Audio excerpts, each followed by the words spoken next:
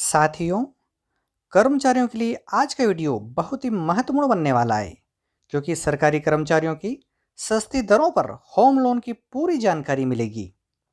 कितने वेतन पर कितना मिलेगा होम लोन, किस आधार पर होता है लोन का आकलन, 1 करोड़ तक उठा सकते हैं होम लोन, उसके लिए क्या करें, होम लोन का आकलन कैसे होता है, बैंक वाले कैसे देखते हैं और कैसे निकालते हैं, ईएमआई कैसे बनती है, किस दर से मिलता है होम लोन, घर की मरम्मत पर कितना मिलता है लोन, कौन कौन उठा सकता है इस योजना का लाभ, किन परिस्थितियों में एडवांस लोन मिलता है, होम लोन के लिए आवश्यक डॉक्यूमेंट्स क्या होते हैं, प्रोसेसिंग फीस, इस प्रकार की पूरी जानकारी इस वीडियो में। इसलिए इस वीडियो को थोड़ा सा भी आगे न बढ़ाएं, आपको हर बिंदु विस्तार से बताया जाएगा। तो दोस्तों, बिना समय गंवाए जानकारी को स्टार्ट करते हैं। अगर आप नौकरी पेशा हैं और होम लोन की सोच रहे हैं तो आपके मन में पहला सवाल यही उठेगा कि आखिर मुझे कितना लोन मिलेगा।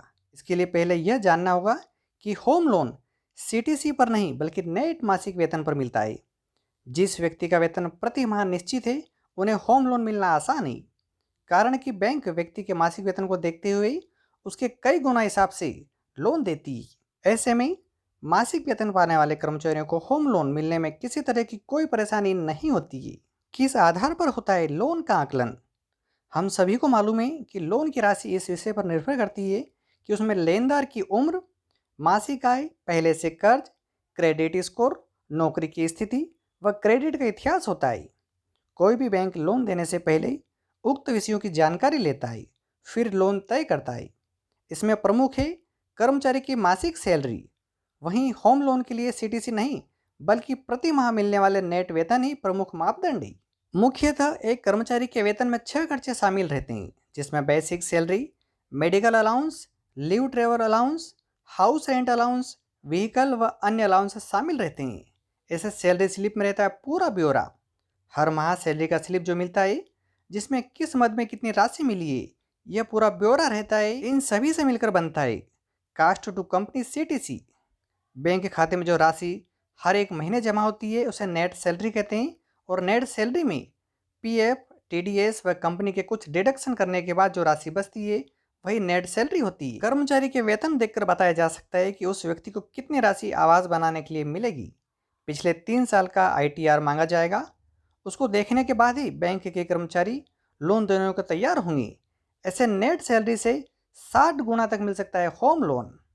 बैंकों का नियम है कि नेट सैलरी से लगभग 60 गुना होम लोन मिलता है।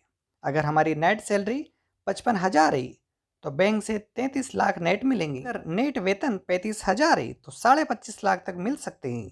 अगर 50,000 वेतन पर 38 लाख, 60,000 वेतन पर लगभग 46.5 लाख लोन प्राप्त कर सकते हैं। अगर इसी हिसाब से नेट सैलरी अगर 50-55 हज़ार तक हो तो 20 साल के लिए होम लोन प्रति वर्ष 7% ब्याज की दर से 30 से 35 लाख के बीच में मिल सकता है। होम लोन का आकलन कैसे करते हैं बैंक वाले?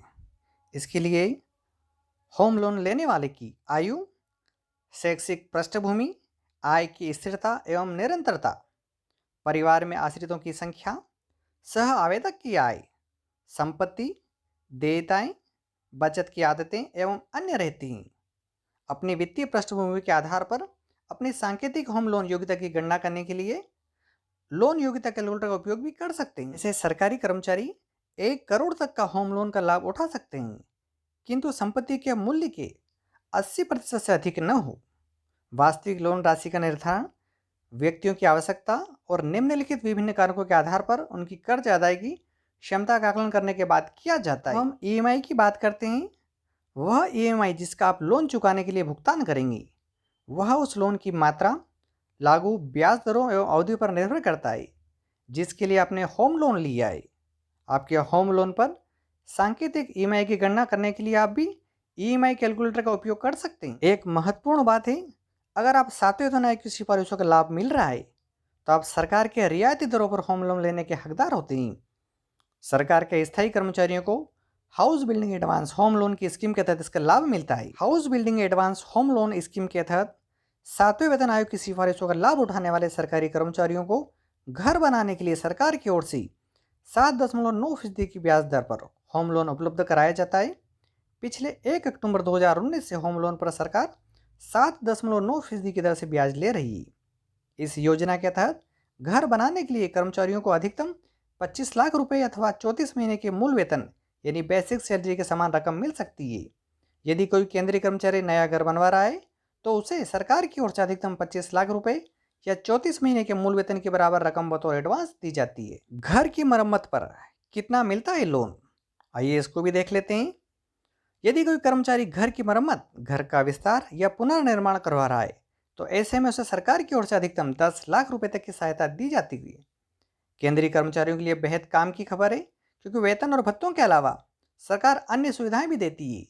सबसे खास बात यह है कि घर के बनाने के लिए कर्मचारियों को सरकार की ओर से सस्ती एवं रियायती दरों पर लोन मिलता है।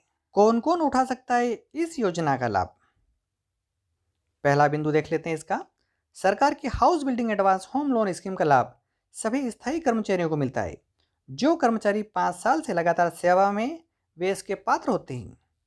इसके अलावा वे सभी कर्मचारी जिनकी नियुक्ति केंद्र सरकार द्वारा ऑल इंडिया सर्विस की सदस्यता के साथ हुई हो, वे भी इस योजना के लाभार्थी बन सकते हैं। केंद्र शासित प्रदेश एवं पूर्वोत्तर फ्रंटियर एजेंसी के कर्मचारी भी इस योजना का लाभ ले सकते हैं। केंद्र सरकार के EIR स्टाफ को भी इस योजना का लाभ पाने की पात्रता दी है। वे सभी केंद्रीय कर्मचारी जो पेमेंट ऑफ वेजेस एक्ट 1936 के दायरे में आते हैं एवं वे लोग जिनकी नियुक्ति किसी भी अन्य विभाग या विदेश सेवा में हुई है, वे इसके पात्र होते हैं। खास बात यह है कि निलंबित कर्मचारी एवं एक्स सर्विसमैन भी इस योजना का लाभ उठा सकते हैं, बशर्ते वे मौजूदा नियमों एवं पात्रता की शर्तों में खरे उतरते हों। इन परिस्थितियों में मिलेगा एडवांस होम लोन। आइए देखते हैं।